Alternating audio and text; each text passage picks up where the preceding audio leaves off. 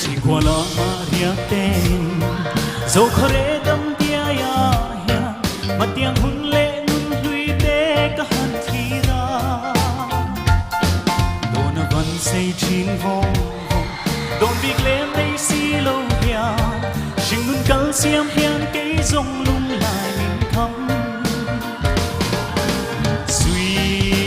lung nhìn lên rùa chỉ để